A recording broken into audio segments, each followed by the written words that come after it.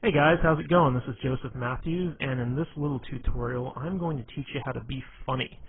And it's actually going to be much easier than you think. These are just some simple tricks that I use to add humor to any interaction, and I know that they're going to work really well for you. Alright, so the first thing I want to talk about is how serious humor really is. You know, if you can't be funny when you're talking to someone, you really can't be all that interesting. The fact of the matter is, the funnier you are, the more fun you're going to be, and the more people will want to hang out with you. So, you know, you need to be as funny as you possibly can in order to attract the most attention. But the thing is that you don't have to be funny all the time. You know, you just need to be funny when it's appropriate. And some well-placed laughter will bond a lot of good feelings to you from, you know, the people that you want to basically impress. So the first thing I want to talk about is how humor is really a sign of intelligence. You see, only smart people really know how to be funny on purpose, okay? And when you make people laugh, they subconsciously associate your ability to be humorous with a high intelligence. And this puts you in a position of authority. And this is really important because, you know, if people hold you in high regard, that gives you a higher social status. And we all know women are attracted to people with a high social status. It's in their nature. So the funnier you are, the higher you can raise your social standing in pretty much any situation you find yourself in. Hey guys, and here's another key that I really want to hammer home, and that's the idea that you don't have to be funny to be humorous. Don't worry about trying to be funny, okay? It really doesn't matter. A lot of what you say to be funny will not work, and the reason for that is that everyone has a different sense of humor, okay? Just being goofy and lighthearted will generate the same type of emotions that funny people do, even if you don't make people laugh, okay? The idea here is that you want to project the intent of being funny. So that kind of takes the pressure off in the sense that, you know, you don't have to actually perform. You don't actually have to make people laugh. You don't actually have to tell them good jokes. You just have to have the intention to make people laugh and make people have a good time, and they'll pick up on that and appreciate that. Another big thing is I don't want you to be afraid to mess up, okay? Being funny is an art form. You won't always succeed, but that doesn't mean that you shouldn't try, okay?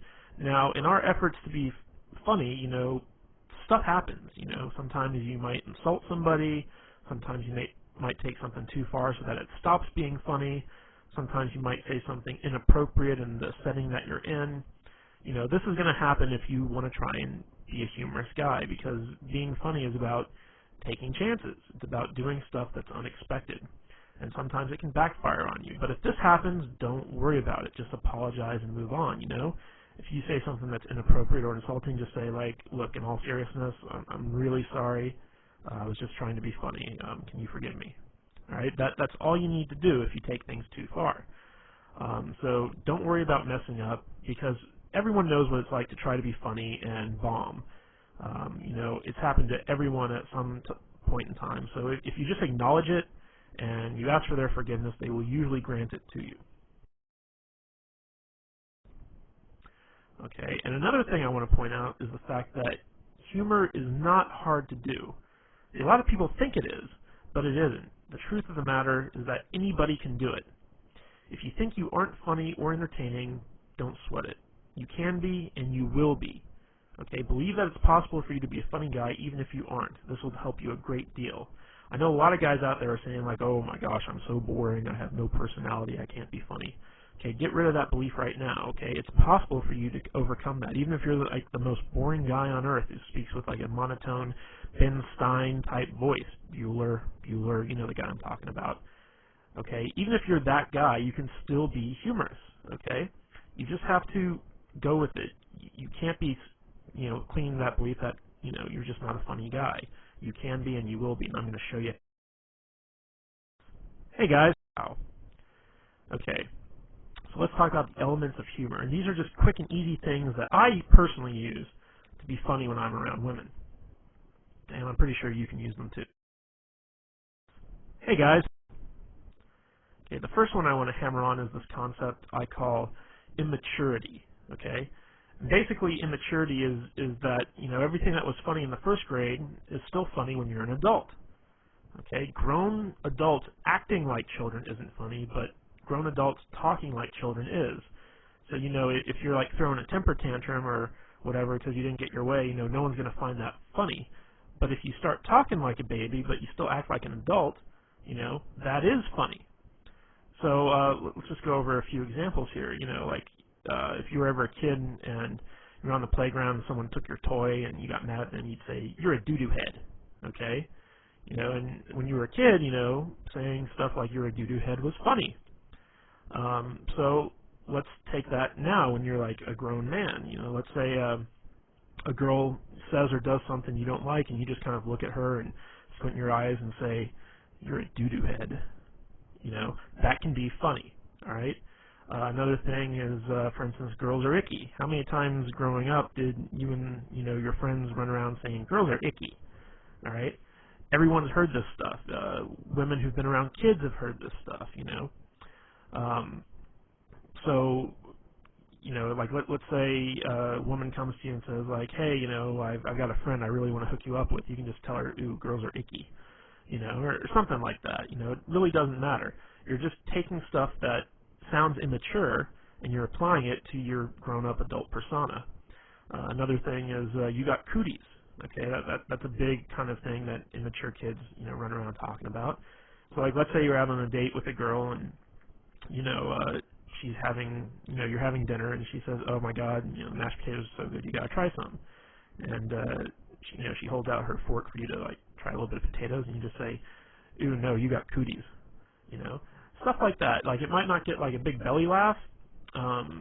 Sometimes it can be if it's unexpected, but most of the time, it's something that's like kind of fun and immature and humorous. So, again, we're creating these feelings that you're going to be a playful type guy when you act I shouldn't say when you talk immature. All right, the next concept I have, I couldn't think of a really good way to kind of encapsulate this with a word, so I call it going plaid. And this is really a lame Spaceballs reference. If you've ever seen the movie Spaceballs, they have light speed, they have hyperspeed, and then they have plaid. And going plaid means that you're going so fast that you actually turn the color plaid, which is like a mishmash of all these different colors.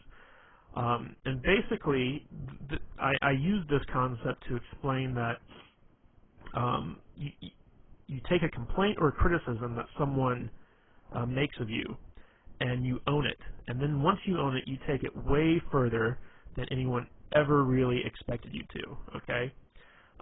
So let me give you some examples of this. Let's say you're out with a girl and you say something kind of stupid, and she says, "You're such a dork," but she says it in like a fun way, like she doesn't really mean it. She just says, "Oh, you're such a dork," and you can respond to that by saying, "You're right. I am a dork. I'm the king of the dorks, as a matter of fact. We always get together once a year and have an election, and I've won like the past 12 dork years in a row. And wait till you see my massive Star Wars figurines collection back at home. It's going to make you so hot you won't be able to resist my dork-like charms." That's what I mean by going plaid. Is you take something that could be considered something that's negative, and not only do you own it, but you take it to its most ridiculous extreme. So, let's say, you say something kind of funny, and a girl kind of says jokingly, "Oh my God, you're weird." Okay? And, you take that and you're like, "You're right, I'm the weirdest guy you're ever going to meet. In fact, I bottle my own urine and keep it in my refrigerator, and label it based on, the time of day and, what month it was." And that's not weird at all. I just think that, it's kind of cool. So you take stuff and you bring it to an extreme, and maybe the urine thing, I just did that off the top of my head. Maybe the urine thing was going a bit too far, but you see what I'm saying. If a girl says you're weird, you say, "You're right, I am weird, but you must be weird too because you're hanging out with me." You take it, you go to the extreme. Another one is when a girl says, "Oh my God, you're so mean." This will happen a lot if you do a lot of teasing. So if you're teasing a girl, she'll be like, "You're so mean. Why are you being mean to me?" And you just look at her and you just say, because I'm a mean person. Duh." What are you, stupid? Of course I'm mean. I'm the meanest guy you're ever going to meet, You must be a masochist because when you hang out with me, I'm going to be so mean to you. So that's what you got to do when you go plaid, is you got to own the stuff that people say about you, and you got to take it as far as you possibly can. Hey guys. Okay, the next kind of concept I want to talk about is dick and fart jokes, otherwise known as racy humor. Okay? Now, a lot of guys kind of shy away from this stuff, but you can't be afraid to joke about inappropriate stuff with women. Okay? Sometimes guys are afraid that it might be too sexual and it might scare the girl off or whatever, but the fact of the matter is, girls love dirty jokes as much as guys. And, you know, in the off chance that they don't, if it is inappropriate or it's not their type of humor, you know, once you find that out, shy away from it. Don't do it again. But, you know, you should always not be afraid to kind of go out and give it a try. So some of the things I like to kind of lump in with the whole dick and fart joke mentality is exaggerating what women, you know, find attractive. Okay? So, like, let's say that women like tall guys. Okay? I'm not saying all women like tall guys, but let's say you meet a woman who does like tall guys, and you're like, oh my god, you know, you're so into tall guys, like, you know, you like the 8-foot giant people, you know, everyone's a you know, a midget to you because you only like guys who are like 10 feet tall. You know, that's what you can do, and you can point out like really tall guys and be like, you see that guy right there over there? Yeah, he's not tall enough for you. Okay, he could be like, you know, a basketball player 8 feet tall. You'd be like, no, he's not tall enough for you. You know, you like taller guys. You like taller guys than that. You know, so take some stuff that women like and exaggerate it. Accuse them of being sexual deviants. This always works really, really well. I don't know why, but you know, when you look at a girl and you know, you start accusing her of being into like some crazy stuff, one of two things will either happen. She'll either completely deny it, in which case you take it further, or she'll play along with it, in which case you take it further. Okay, so let me think of an example of this. Just be like, you know, you could look at her and be like, oh my god, look at you. You know, like, I bet you're like the type of girl who loves to be like tied up and spanked. You know, like that totally seems like your personality. Like you're the spanking girl. You just love to spank people. You know, or, you know, you could also take it, be like, oh my god, like, you're such a dominatrix in training, like, I bet you have, like, a bunch of whips and chains at home, and you can't wait to get me home and violate me in all sorts of different weird ways, you know, like, you're scaring me, like, I really don't want to hang out with you right now. Okay, like, that's the type of stuff that I mean when you talk about accusing them of being sexual deviant. Another thing is talk about how they want to rape you or take advantage of you. Now, this is a little bit of a role reversal thing because, you know, big fear that women have when they're dating guys is that they're going to be raped or they're going to be taken advantage of in some way. But you can actually use this to your advantage by turning it around and saying stuff like for instance, you know, if she brings you a drink and you say, like, you didn't slip a roofie in this, did you? Because, you know, the last thing I want to do is wake up in bed and find out that you completely took advantage of me. You know, or you know, if she gives you a drink and you say, like, are you trying to get me drunk? Because, you know, I'm not that type of guy, you know. Stuff like that. You know, you want to kind of accuse her of being the one trying to get you into bed, okay, or trying to take advantage of you in some way. And this is funny, but it also has like some underlying sexual tension aspects to it, which can be really fun. Another thing is to make fun of bodily noises. You know, like everyone thinks, you know, fart noises are funny, and you know, you can just sit there and be like, you know, with your mouth just go, and then accuse her of being farting. Just look at her and be like, ew, I can't believe you, ew, you know. And you know, it's funny because it's obvious you're the one doing it, but you're accusing her, so you know, it gets some laughs. And the last one is to accuse women of having outrageous fetishes. Okay, and this is stuff that where you take the most mundane thing and you turn it into a fetish. Okay, so for instance, like let's say that you're talking to a girl and she's complaining about having to go to the optometrist to get her eyes examined, and you can say something like, you know, you don't fool me, you know, I know your secret, you know, you have an optometrist fetish, like you have optometrist porn at home that you secretly jerk off to, and you can't wait to go to the optometrist because like you're in love with the optometrist. You know, you take mundane stuff and turn it into a fetish. Like, you know, lots of girls love to shop for shoes. So you say like, oh my God, you have such a shoe fetish. Like, you know, if those shoes were like a man, you'd totally have sex with them. You know, that's what I mean by turning stuff into outrageous fetishes. Hey guys. Okay, recall humor. Recall humor is basically taking what was funny once and continue to have it be funny again. And this is really where inside jokes come from. So basically, take something that you both thought was funny, that you both laughed at, and reference it again whenever you want it to be funny again. Let me give you some examples of this from my own life. There's a TV show on USA Network. It's called Psych, and it's about this guy who pretends to be a psychic and helps the police solve murders or whatever.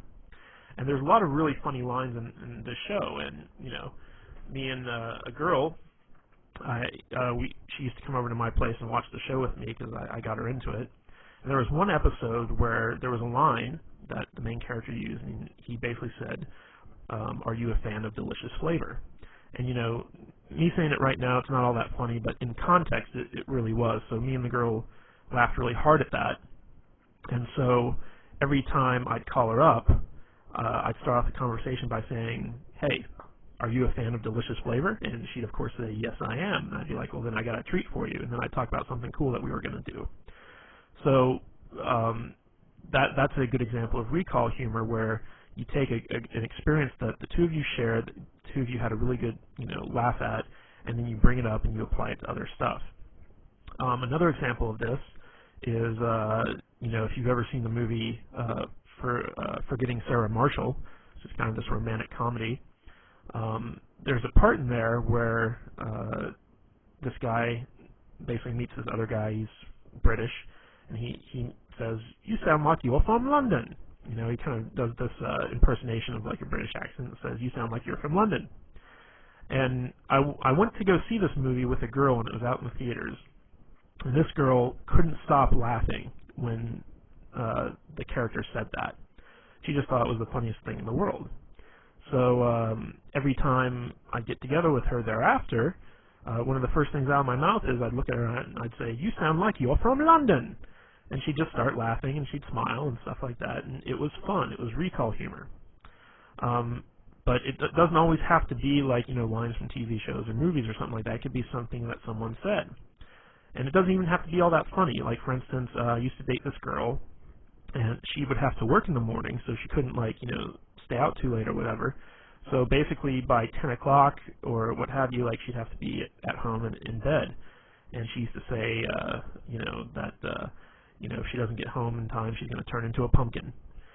So I would use that. And whenever we were out, I'd look at the time and say, like, uh-oh, you know, like you're only a couple minutes away from turning into a pumpkin or something along those lines. And it was, you know, it's this kind of fun thing where you have this inside joke that, like, no one else really gets except the two of you because you're the only ones that really experience that. So if you've ever had that experience with a girl, be sure to call it back up and use it when you need to. Hey, guys. Okay, the next thing I want to talk about is ambivalence. And this is actually one of my favorite ways to be funny, basically. And what ambivalence is it's basically you look forward to something bad happening or you take pleasure in someone else's misfortune. And you're also kind of unresponsive to bad things. And the reason that this works is because these types of reactions are really shocking and surprising. And because they're so unexpected, they are therefore funny. I'm going to use an example of this. If you've ever seen the movie Private Parts by Howard Stern, there's a whole scene in there where he talks about being in Vietnam and thinking it's unfair that, you know, that they miscounted the number of confirmed kills he got, because what he did was he went and he found a school full of Vietnamese children, threw a grenade in there and killed like 80 of them. And when his sergeant, you know, came to count the bodies, he said, you know, Private Stern, these are kids. That counts as one kill. So, you know, this kind of horrible story about, you know, going to a school and killing like 80 children, and being upset that it only counts as like one kill.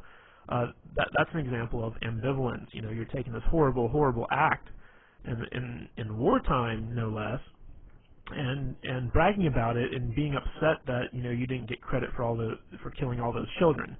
So that's kind of an example of ambivalence, where you take something bad and you actually kind of take some type of delight in it. So a little bit of a better example of this, like let's say you're talking to a girl and she's complaining about how she works really hard but she never has any money. She's like, oh, I'm so poor. You can take a lot of glee in that. You can be like, yeah, looks like you're gonna have to start, stripping or walking the streets or something like that. You're gonna need to make some extra money. You just kind of take pleasure in the fact that she's poor, and you start kind of trying to get her to do all these terrible things to make money. Like looks like you're gonna have to be a drug mule. I'm gonna have to fly you down to Mexico and shove condoms full of cocaine up your butt and then take you back across the border in order to help you pay a rent. I mean that's a good example of ambivalence.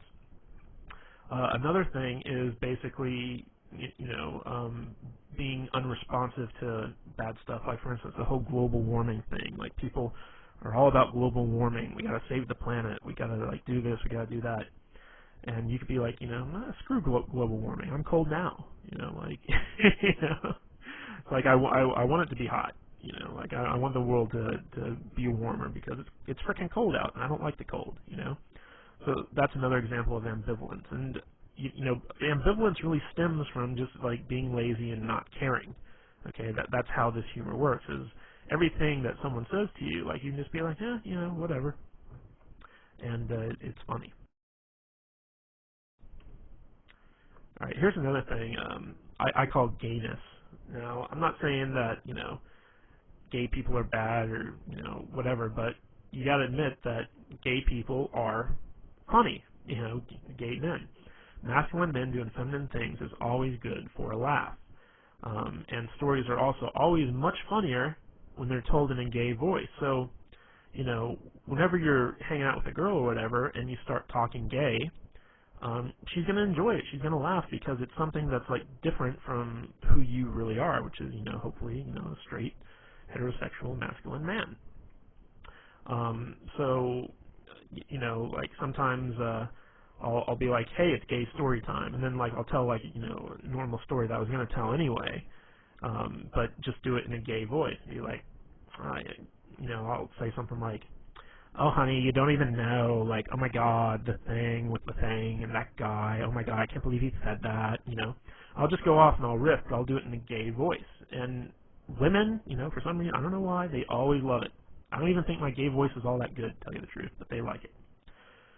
Okay, and another great way to use gayness is to pretend to be one of her girlfriends. If a girl starts talking about, something that she'd normally talk about with her girlfriend, I'll be like, wait, pause 1 minute.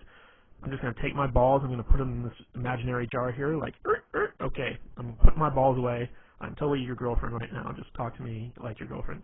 Oh, sweetie, what's the problem? And then, so it'll be funny and she'll laugh and then she'll start telling me. So you can do a lot of stuff about kind of emasculating yourself, acting gay, talking gay, things like that, and women like it. Okay, another thing is ridicule and teasing. Here's an interesting fact: is that people hate to be made fun of when they're the ones being made fun of. Okay, they hate ridicule when they're the target, basically. However, people love it when other people are made fun of, especially people in authority or people they personally don't like. Okay? So, let's say you're sitting down with a girl in a restaurant for dinner and your waiter's a real jerk, or he's not a very good waiter or whatever. You could start making fun of that waiter. Just start, ridiculing the guy. Don't do it when he's around, but as soon as he leaves, just turn to the girl and just be like, oh my god, that guy's asshole is puckered so tight you couldn't pull a pin from it with a tractor, and she'll be like, oh my god, yeah, and that brings up another thing, is that when you make fun of other people, it creates a sort of bond between the two of you, because it's almost like you're confiding in them your dislike of something else, and you can be united in your dislike for something. So if she talks about something that she doesn't like, or someone she doesn't like, pounce on that, start making fun of it, and she'll start making fun of it too, and before you know it, you two have created a bond over that. Okay? So, use ridicule to ridicule other people, but never, ever, ever ridicule yourself or the girl that you're with. Okay?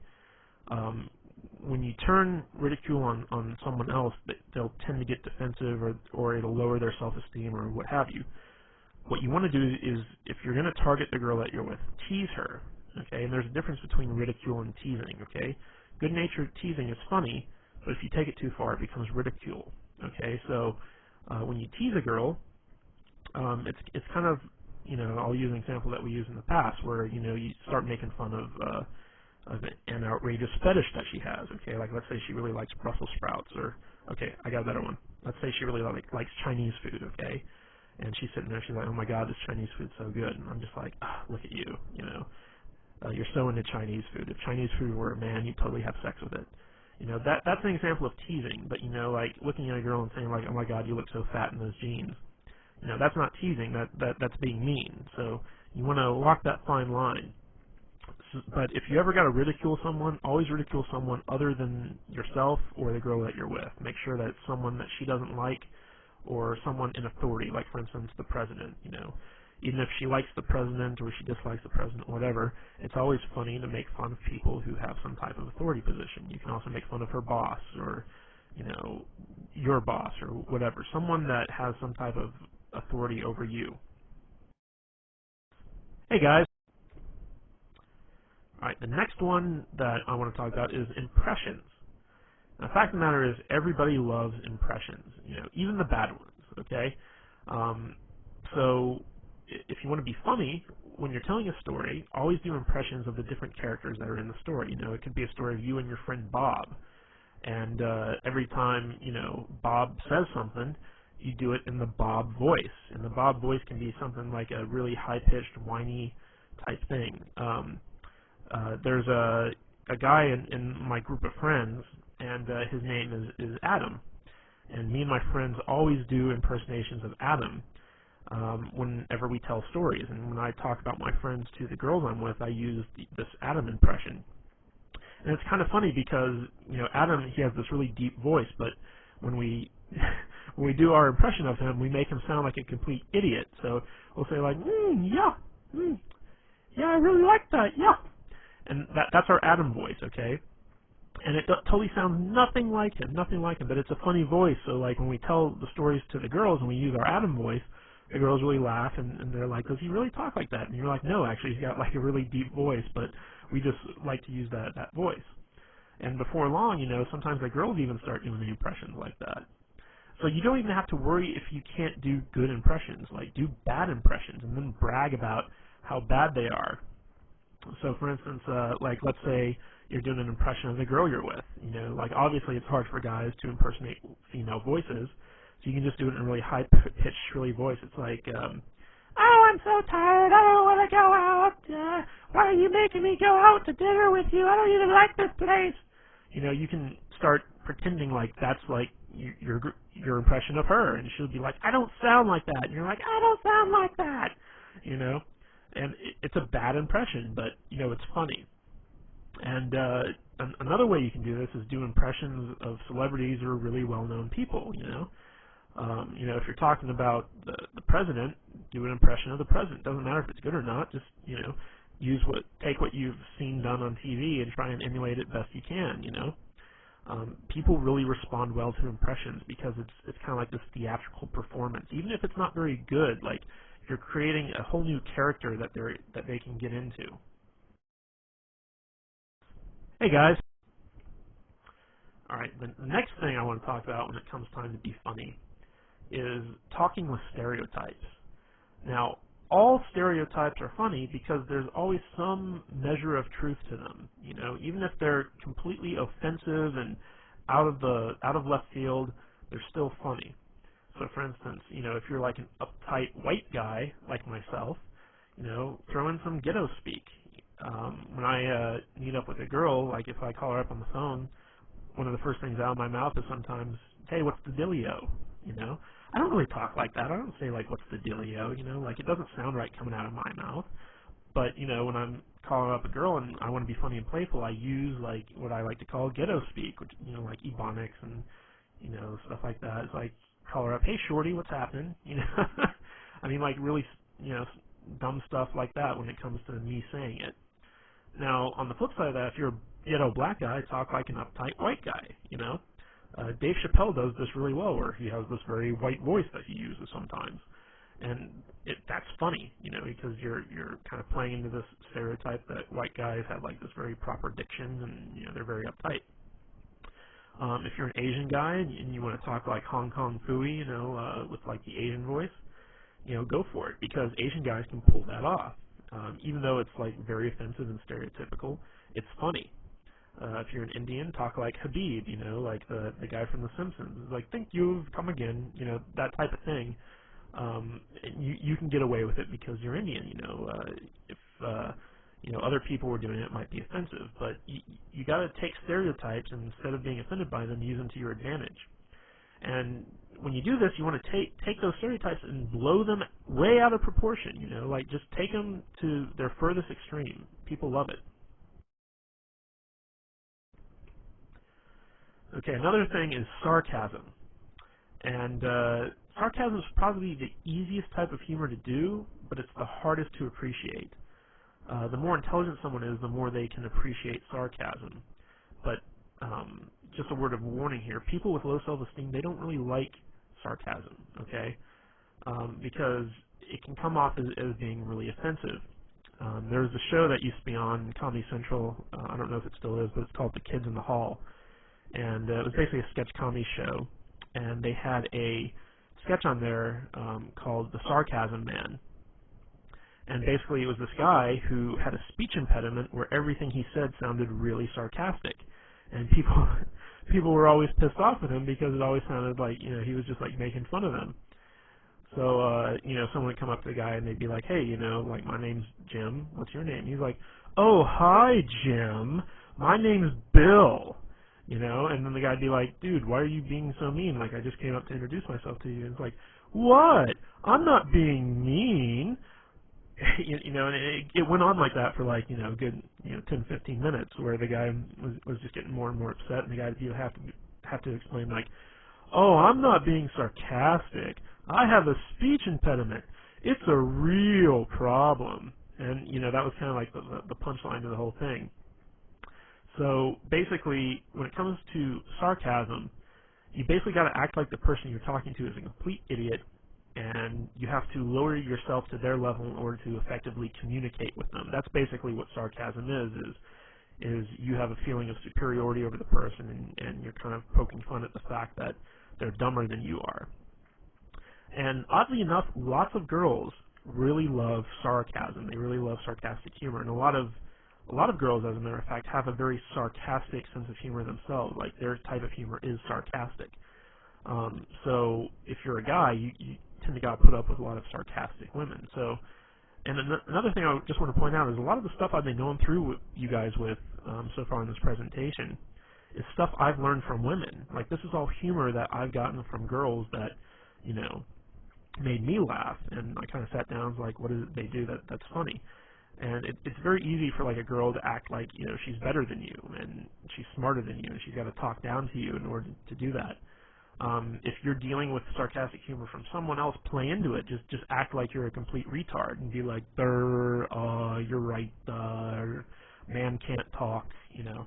Just go with it. If someone's kind of treating you like that, take it to its, you know, logical extreme. When you're dealing with someone who's sarcastic, you can pull the sarcastic humor all you want. But if you're dealing with someone who's not sarcastic, who has, you know, low self-esteem, is kind of like sweet or whatever, you don't want to go the sarcastic route. Hey guys. Okay, another thing I love to do is use nicknames. Nicknames can be a lot of fun, and they can be really funny. And the more ridiculous the nickname, the better. One of the cool things about nicknames is that it really does create a bond between two people, because when you name something, you imply a certain sense of ownership, and it also becomes a type of inside joke between the two of you. A good example of this is one time I started dating this girl. Her name was Katie, and her email address was something like Goofy Kate, 123 or something like that. And when I got emails from her, it was always, from this Goofy Kate email address, so I just started calling her Goofy Kate, and eventually that got shortened to Goofy. And every time I'd see her, I'd be like, hey, what's up, Goofy? And, she'd laugh and, whatever, but to me and her, it was, she was Goofy. That was her name. There was another girl I met where I used to call her Fuzzy Bunny. I don't even remember why. I just called her like Fuzzy Bunny for no real good reason, but that name kind of stuck. She was my little Fuzzy Bunny. And as long as like you're not calling women like really offensive names, like bitch, slut, hoe. Even though I have had girls who I nicknamed that never to their face, but whatever. You kind of have this kind of endearing inside joke. And whenever you're in a relationship with someone, eventually nicknames like kind of pop up. So it's always good to kind of like be the first one to go out there and do that and start referring to them in that sense. Hey guys. All right. Bad jokes. Good jokes are hard. Bad jokes are easy. That's just the long and short of it right there. So if you're going to tell jokes, don't even try to tell good jokes. Just use bad jokes because they're easy. You can go online and find like a billion bad jokes. Word of wisdom, though, the shorter the jokes are, the better, okay? And remember our little talk on immaturity a little bit earlier. First grade humor is always funny. And so if use bad jokes that, would make like a kindergartner laugh. Now, it might not get you an actual laugh from the girl, but it doesn't matter because it's a playful thing. It's fun, and you can also turn it into a game. So, for instance, you just look at her, like, if there's a lull in the conversation or whatever, you could just say, hey, why'd the monkey fall out of the tree? And she'd be like, I don't know. And you're like, because it's dead, duh. That's a bad joke, but, it's just something funny. And then you can be like, okay, your turn to tell me a joke. And then she tells you a joke, and it can be a good joke or a bad joke or whatever. And then, like, the idea is, like, in the game, who can tell the worst joke. And another thing I like to lump into the bad joke category are bad pickup lines, because once you get to know a girl, like once you're past the point of meeting her and you're actually dating and stuff like that, bad pickup lines actually work. Surprisingly enough, they do. Like, you could, meet up with a girl to go see a movie, for instance. Let's say you two of you get together, and you're like, damn, girl, did you wash your pants in Windex? Because I can see myself in them. Like, that's a really bad pickup line. It would never work. But if you already know the girl and you use that, she's going to, think it's funny. She's going to let it go. Like, I do this all the time. I take every bad pickup line I can possibly think of, and I use it whenever I, meet up with a girl I know. And it's really fun. It's really funny. Hey, guys. All right. Another favorite tactic of mine is to steal stuff that's already funny. It's hard to think of funny stuff on your own, but there's tons of stuff out there that's already humorous and will guaranteed to make people laugh. So think of great jokes that you've heard from comedians and well-known celebrities and use them. Talk about them for your own gain. Tell the joke in a story as if you're impersonating the comedian. I don't know if you've ever seen people like Chris Rock in stand-up, but these guys are really, really funny. And you can even say to a girl, it's like, hey, you ever watch Chris Rock? And she's like, oh, I love Chris Rock. And you can say, like, oh my God, I saw his stand-up one time, and he has the story about, like the only goal of a guy who has a daughter is to keep her off the stripper pole. And then you can actually go into the exact same routine that Chris Rock uses in his stand-up and just, like, repeat it word for word. And it's still funny. Like, women get it. Like, there's this whole other Chris Rock thing about having the dick in the jar. Like how every woman has, like, a guy friend who, in case she breaks up with her current boyfriend, she goes to him and, just uses him for the rebound. And he calls that the dick in the jar, break in case of emergency. So, I love Chris Rock stuff, so I have a lot of his stuff kind of memorized so that, if there's a lull in the conversation or I want to make the girl laugh or talk about something funny or take the conversation in a new direction, I can just pull out, something I love from Chris Rock, Dave Chappelle, Robin Williams, whoever, and just start, reciting it word for word, and maybe even do an impression of them while I'm doing it. So steal stuff that's already funny. It works really good. Okay, now let's talk about self-depreciation. Okay, this is the type of humor where you're basically making fun of yourself. And of course, people love ridicule as long as it's not directed at them.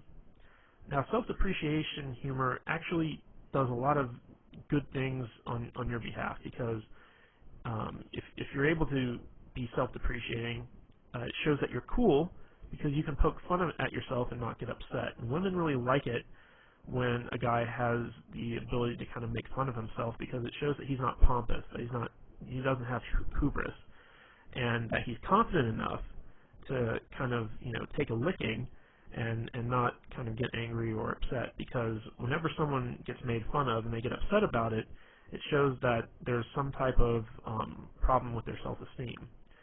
So people with low self-esteem can't tolerate being made fun of. So if you can tolerate being made fun of, and in fact you make fun of yourself, that shows that you have some measure of confidence and that you're a cool guy. Now, on the flip side of this, it's also a great defense mechanism. So, like, let's say someone criticizes you, or whatever. Let's say you're out on a date and you have a run-in with some dude, and he starts making fun of you or criticizing you in some respect.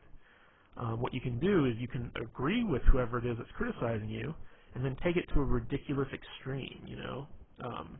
This is really important, because this is where the humor comes in, but it's also a good way to deflect whatever criticism someone is heaping on you. So let's say you run into some guy and he wants your chick or whatever, and he's like, dude, you're a freaking loser. Like what's she doing with a loser like you? And you're like, oh my God, yeah, you're so right. Like in a few months' time, I'm gonna be like shitting in a pickle jar. I just know it, but I can never really be as cool as you, man. Like, you're such a cool guy. Can you teach me how to not be a loser, please? Like, in fact, take my girl, please. Like, she needs to be with a winner like you. So basically what you're doing is you're agreeing with the guy, you're taking it as far as it can possibly go, but in a way you're deflecting that criticism, and you're making him seem like a tool, all through the use of self-depreciation. Now, this can also be used to kind of diffuse a mistake or something that you did wrong. So, like, let's say that you made a mistake or you did something stupid. You can use self-depreciation to make light of it and then diffuse the awkwardness. So, let's say let me give you an example. One time I was out on a date and I accidentally farted, and it was very, very embarrassing. And it was one of those farts where, like, you heard it. It happened. It was there. And it was obvious that I did it. And I just looked at her and I just said, oh my God, I totally just farted. I'm so sorry. I've been eating a lot of red meat too, so it's going to be a really nasty one. So hold your nose. Go on. Plug it up. Hold your nose. If you smell this, you'll break up with me. I just know it. It's the type of fart that could end the marriage. I basically pointed out the fart, and I just let it go and wouldn't let go of it. I took it to the extreme. I was just like, oh, it's going to be so nasty. Like, I've been eating all the wrong foods. It's going to be disgusting. You're going to break up with me because it smells so bad. It's just terrible. And so, like, I turned what was really kind of an awkward situation to something where she just couldn't stop laughing, And again, that was that kind of led into some recall humor later on, where it was like the fart that would end the marriage.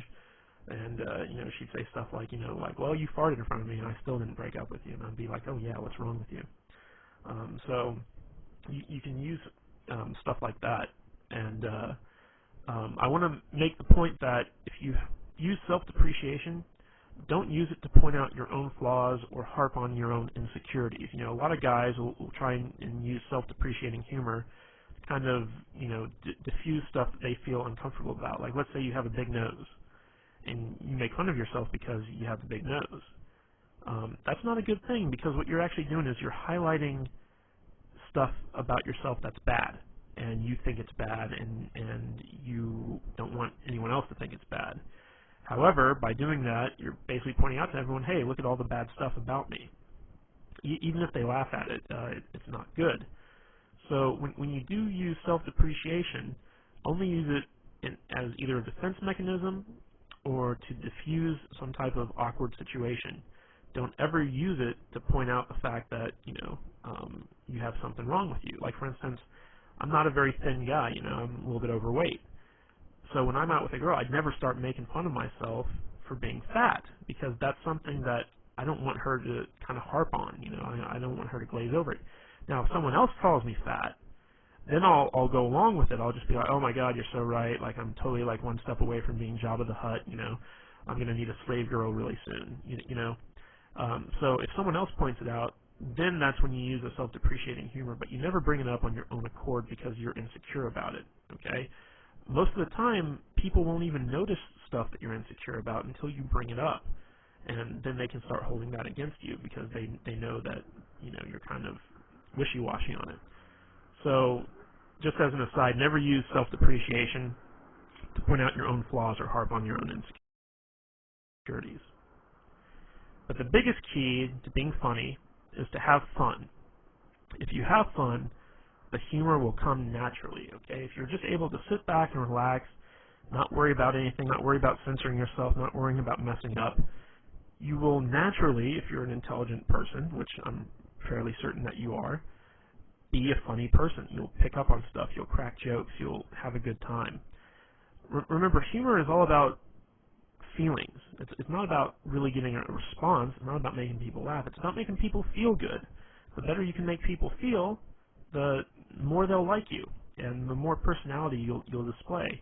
Even if you're not a funny guy, just be super, super positive. People like positivity. And if you can mix that positivity in with some fun every once in a while, people will like you even more. So out of everything I told you about, if you can't even remember one of those little concepts about how to be funny, just have fun. The more fun you have, the more naturally funny you'll be, and the easier it'll be to make people laugh and have a good time with you.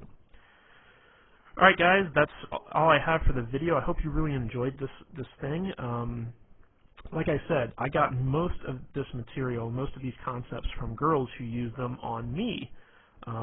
So this is stuff that I know for a fact girls respond to. I use all this stuff in every one of my interactions, and I always get a good response from it. So if you need to, watch this video as many times as you want, learn the concepts, and actually go out and start using them, and you'll be absolutely amazed to see the type of responses girls give you.